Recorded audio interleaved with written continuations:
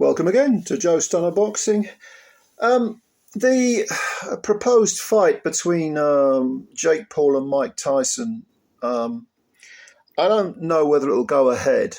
I suspect it won't, but I could be wrong. But I hope it doesn't go ahead because I find it just repulsive, the whole notion of it. That you've got this young, pretender, if you like, who's basically a novice pro, taking on a man nigh on 30 years older than him. Mike Tyson is 58 years old. That's a year older than me. But one person who gives Tyson a chance of winning is Francis Ngannou, currently 0-2 as a pro. But let's be honest, he's fought Tyson Fury. He fought him to a very close decision, and he got absolutely starched by Anthony Joshua. Not really surprising. He's not a boxer. He's an MMA artist, very mixed martial artist. He's very, very tough, man. Like the guy, I know his backstory, and his performance against Tyson Fury was probably the best performance by a debutant that I can ever remember seeing. To take one of the heavyweight champs anyway, down to the wire and to a razor-thin decision was an achievement in itself, even though Fury himself looked completely disinterested and unfit and all the rest of it. But just because Ngannou is a fighting man, and he most certainly is a fighting man, we shouldn't take what comes out of his mouth as gospel truth. Because he says, I quote, "I think Tyson will beat his ass," him being Jake Paul. He's definitely not as he was when he was young, you think? But when he moves around and shows you something, I'm like, what the hell is this? So I think that is something that people don't understand about Mike Tyson. His footwork is still there. He can move from your left to your right in the blink of an eye. Now, I'm not privy to watching Mike Tyson train or spar or, this current incarnation of him, this old man, essentially. But let me tell you something. Ngannou says his footwork is still there. I find that impossible to believe. I mean, I'm a year younger than Mike Tyson, and I've never been a pro boxer, and I was never much of an athlete at all. I'm not an athlete, I never was. But I was physically fit, And even though I'm currently probably a couple of stone overweight, I could probably lose a couple of stone, certainly do with losing a stone. For a bloke of 57, I'm in pretty good nick, okay? But I'll tell you this, over the last 5 years, maybe 3 to 5 years, the thing that I've noticed is my legs have gone. They feel stiffer, they feel leaden. When I was much younger, I used to run miles. My favourite part of training was always the running. I used to do 3 miles in the morning and 3 miles when I come home from school. I'd do another 3 miles. I used to enjoy half marathons, all that sort of stuff. I loved running. The road work was my favourite bit. Never really big on lifting weights, but then in boxing training back in my day, didn't lift a lot of weights. That's a relatively new thing. But I'll tell you this, when you get into your mid-50s, your legs go, okay? And you've seen how people who are middle-aged or old, the way they move, they walk in a very sort of gingerly fashion and, Now, if you're going to get into a boxing ring at the age of 58, it's highly unlikely that your legs at that age are going to be 25% of what they were. Maybe if you're a naturally big, a good athlete, maybe they'll be 50%, okay? But what they won't be is, as Ngannou puts it, his footwork is still there. He can move from your left to your right in the blink of an eye. I'm sorry, I don't accept that. Go back 20 years or whenever it was, it must be nigh on 20 years, when Tyson fought Kevin McBride 2 decades ago, when Jake Paul was 9, I think, or 10 or whatever it was. Tyson looked like he was 100 years old.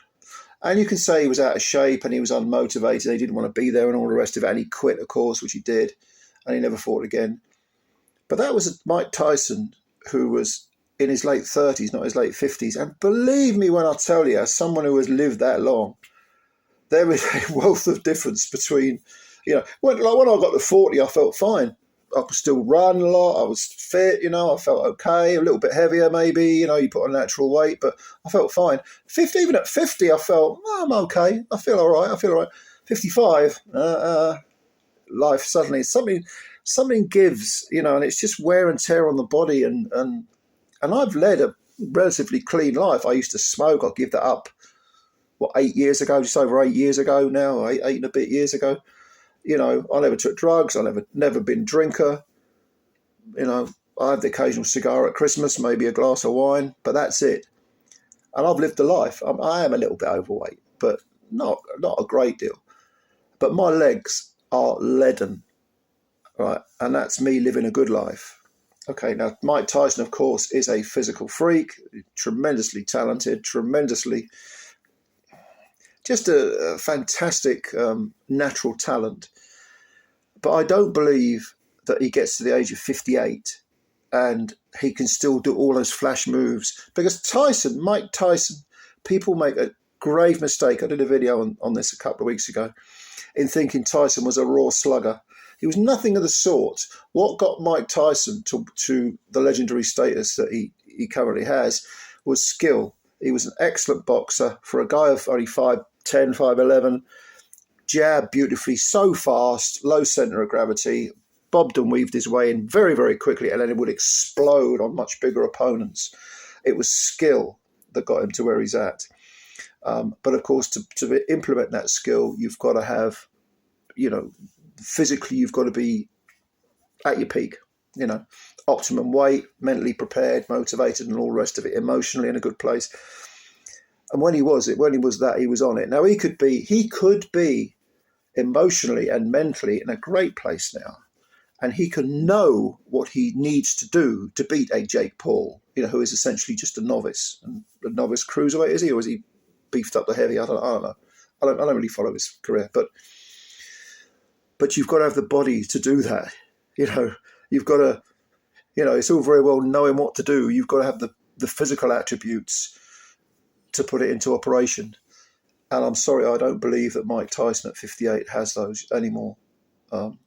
Now, if he goes in the ring and he somehow splatters Jake Paul and looks like a 30-year-old, I don't know. I think I'll give up making videos because I just think I've seen it all now. A good example, I know it's not the same thing, but you remember when Holyfield fought, who the fuck was that guy? He fought some cage fighter, I don't know what the fuck it was. Anyway, this is on Triller. You remember that Triller thing that was around a few years ago? And Holyfield got bounced around the canvas, by a guy who would never have lived with him, never ever could have lived with him in his prime. He bounced him around inside around, didn't he? I think Holyfield at the time was about 60, or 50, probably the same age as Tyson is now, 58, something like that. So you need to, you can have all the experience in the world, but you've got to know how to do it. You've got to have the physical capability to put it into operation. And at 58, I don't believe Tyson has that. And to be honest with you, I hope that this fight doesn't go ahead because I think it's horrific. I think it's a horrible thing.